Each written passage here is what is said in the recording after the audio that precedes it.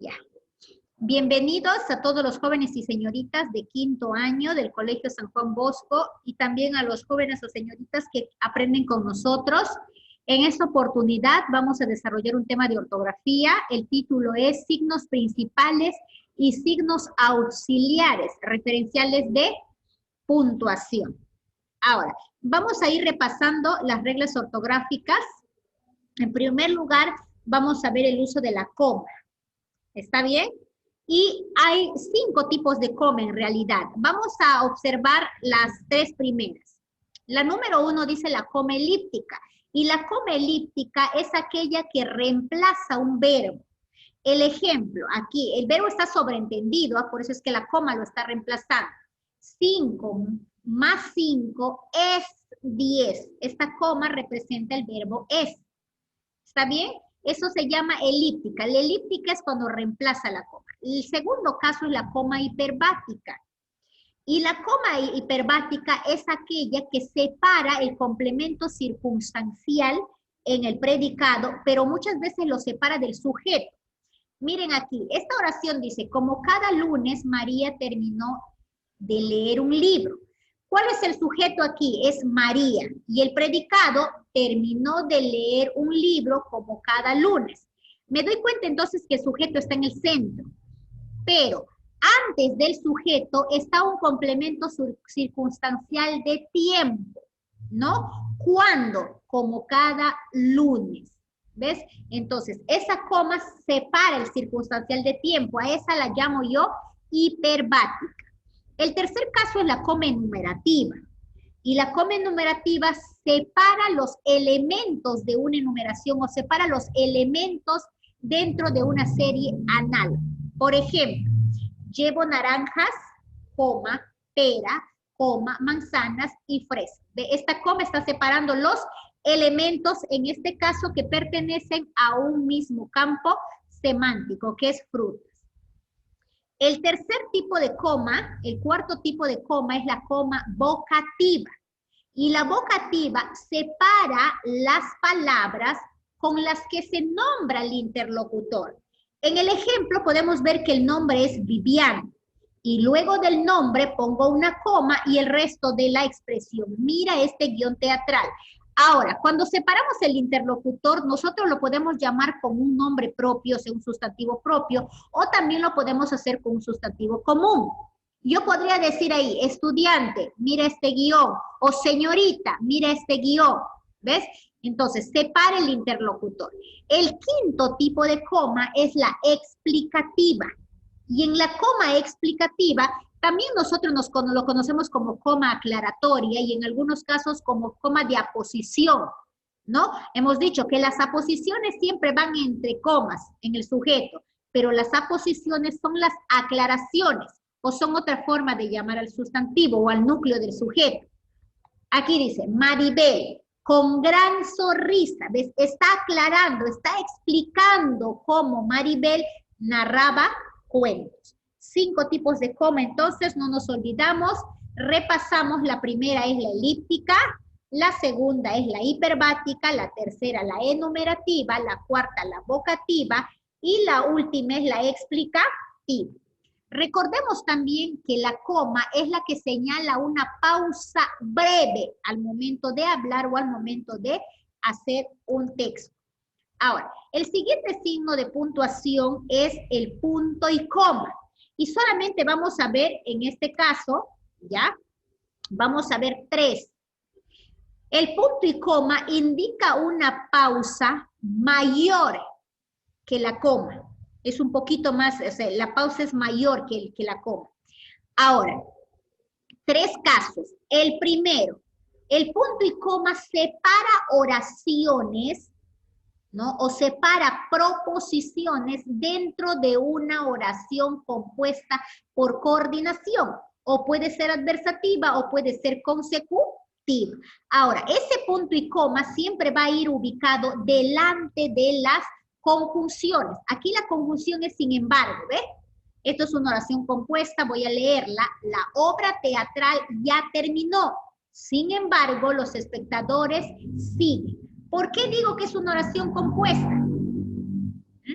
Aquí me está señalando, mire, la palabra terminó es el verbo, la palabra siguen es el verbo. Ahora, el nexo en este caso sería sin embargo, eso es el nexo. Entonces, el caso del punto y coma es aquí que nos sirve para preparar proposiciones, pero su ubicación es delante de la conjunción, que puede ser su adversativa o consecutiva. El segundo caso que debemos usar el punto y coma es en las oraciones compuestas que constan de más de una proposición.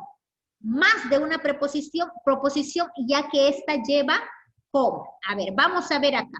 Los becerros subieron las gradas, atropellándose.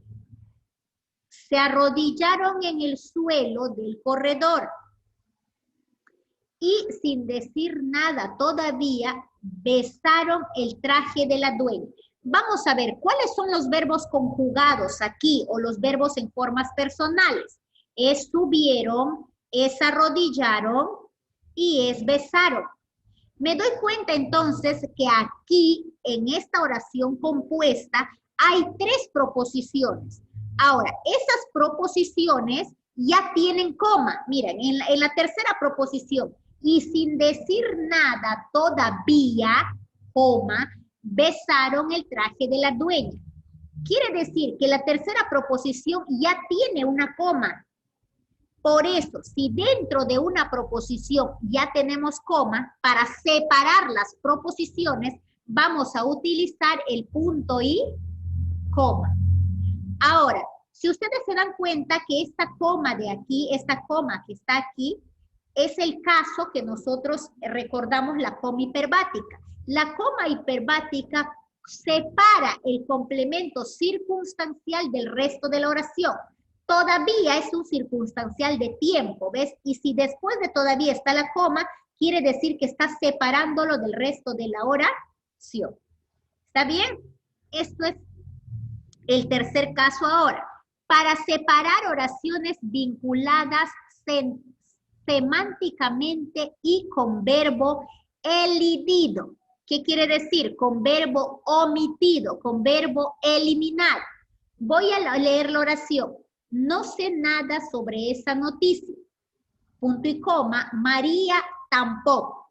¿Cuál es el verbo aquí? El verbo es sé, del verbo saber aquí. No sé, dice, no sé, del verbo saber. Nada sobre esa noticia. Yo no sé nada sobre esa noticia. Se entiende, aquí se sobreentiende, ya aquí se sobreentiende el sujeto, yo. Ahora, pero en la segunda oración sí dice María. Y el verbo que se ha utilizado en la oración, en la primera oración, ¿cuál es? El verbo saber, ¿cierto? Entonces aquí dice, María tampoco sabe nada. No sabe nada, María. Entonces, para reemplazar ese verbo, ¿qué utilizo? Coma. ¿Ves? Y eso dice aquí, utilizo el punto y coma para separar proposiciones o para separar oraciones que tienen el verbo omitido o que han sido reemplazadas por una coma. Son 3 casos de punto y coma. El siguiente es el uso de los 2 puntos, chicas. Y en los 2 puntos también vamos a ver 3 casos, ¿ya? El primer caso es, utilizo los 2 puntos después del saludo de una carta. O también puede ser después del saludo de un discurso. Miren aquí, queridos jóvenes, señores directores, ¿ves? Puedo utilizarlo en una carta que sea en una carta familiar o también en otro tipo, ¿cierto? Pero lo utilizo para separar el saludo en una. El tercer caso es para utilizarlo en una enumeración anunciada previamente. ¿Qué quiere decir? Aquí estamos hablando de la catáfora. Ustedes han aprendido en primero, segundo, tercero y hasta el año pasado en cuarto año, han aprendido los mecanismos que son la anáfora, catáfora, elipsis, ¿cierto? Y la catáfora es una expresión que anticipa lo que se va a mencionar. Entonces, para eso utilizo los dos puntos. Cuando yo voy a mencionar algo, lo separo con dos puntos después de utilizar la catáfora. Miren acá, el río ha sido contaminado por varios minerales. Aquí la catáfora es minerales. Esto está anticipando. Y después de ese término catafórico, yo utilizo los dos puntos. Porque ¿cuáles son los minerales? Mercurio, selenio, entre otros, dice. Estos dos elementos que estoy enumerando son separados por coma, pero antes de hacer esa enumeración, yo pongo los dos puntos, porque también junto está un término catafórico. Y el tercer y último caso de los dos puntos es que anuncia un pensamiento íntimamente ligado a lo anterior. Es una joven con autoestima. Esto es lo anterior. Ahora, se quiere a sí misma, es responsable, asertiva, comunicativa y proactiva. Esto es el pensamiento en sí. Se quiere a sí misma, es responsable, asertiva, comunicativa, proactiva. Pero a este pensamiento hay una frase que está ligada íntimamente, anteriormente se dice. Es un tipo de catáfora, se podría decir que es un tipo de catáfora, pero viene en una frase nominal o en una frase verbal en este caso. Ahora, el último caso que vamos a ver de los signos auxiliares serían el uso de las comillas. ¿Cuándo utilizo las comillas? Vamos a mencionar, a ver, primer caso del uso de comillas. Utilizo las comillas para destacar algún elemento dentro del texto. Y el caso está aquí, el ejemplo. Gracias a las múltiples ediciones. ¿Ves? Esto estoy aclarando. Si utilizamos las comas o los paréntesis para hacer aclaraciones, también podemos utilizar las comillas. Es uno de los casos. Sirve para destacar, para aclarar, para enfatizar, podríamos decir, una expresión. ¿Ya? Y el segundo caso es para enmarcar la reproducción de citas textuales. Por ejemplo, José Chacaltana, dirigente del lugar, afirmó, aquí está diciendo afirmó. ¿Qué es lo que afirmó? Pongo dos puntos y luego lo que mencionó esa persona lo pongo entre comillas. Otro ejemplo más simple, vamos a decir, María Bustamante asistió a clase y dijo, después de dijo pongo dos puntos y lo que menciona María lo pongo entre comillas. Eso es una reproducción textual. Ahora, también voy a utilizar las comillas para citar el título de un artículo, no el nombre del periódico o no el título de una obra literaria específicamente, no, sino para citar el título de un artículo, de un reportaje. Ojo, si ustedes hacen el título de una obra, lo pueden poner entre comillas. Pero si va referido al título de un libro o de un diario, no debe ir entre comillas. Lo que sí se puede hacer es ponerle en letra cursiva. Esos son los dos casos de comillas. Ahora, pasamos al uso del guión. Dos casos también. El primero es para separar palabras compuestas. Dos palabras simples que se unen a través del guión y forman una compuesta. Tenemos el ejemplo acá, colegio peruano japonés, o yo puedo decir, contexto histórico-cultural, él estudió físico, él es físico-químico. Entonces, para formar una palabra compuesta por dos simples, yo utilizo los guiones. Y el segundo caso es que cuando en tu cuaderno o en tu libro, en un renglón, ya no alcanza una palabra, entonces, separo las sílabas poniendo al final un guión. Y luego en el siguiente renglón continúo escribiendo. Son los dos casos más usuales que se usan los guiones. Y antes de terminar, voy a recordar una regla más de los dos puntos porque es importante. ¿ya? Que también se usa para resumir o sintetizar un pensamiento. Por ejemplo, aquí, mis libros favoritos. Resumo, si digo mis libros, estoy hablando en plural y podría mencionar una cantidad, pero lo resumo utilizando el dos puntos y digo las novelas de aventura. Hago un resumen de lo que podría mencionar. Y el quinto caso es que también, así como utilizas en los saludos de las cartas, utilizas los dos puntos, también los haces en los decretos, en las sentencias, en los edictos, que se pone al final de cada motivo o fundamento de resolución. Yo estoy segura que ustedes ya al grado que están en quinto, ya han visto en algún documento esto que dice solicito, por ejemplo. Y después de la palabra solicito, entonces hay dos puntos y se menciona enseguida. O se resuelve. Esto es en casos jurídicos, ¿ya ves? Tal vez no hayan visto todavía más adelante, pero ya van a tener conocimiento. ¿Está bien?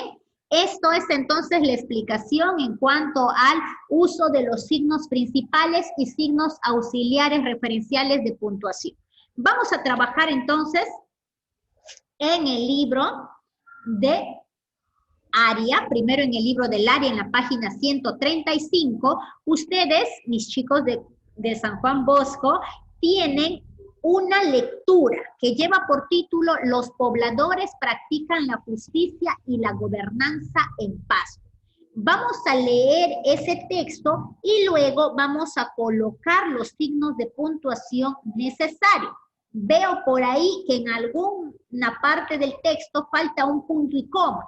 A ver, señoritas, les invito a leer para que ustedes puedan determinar dónde falta el punto y coma y mencionar a qué caso pertenece. Libro de Corefo, el libro del área en la página 135. Voy a despedir a los chicos de YouTube porque ahora vamos a desarrollar el libro y nos vemos hasta el siguiente tema.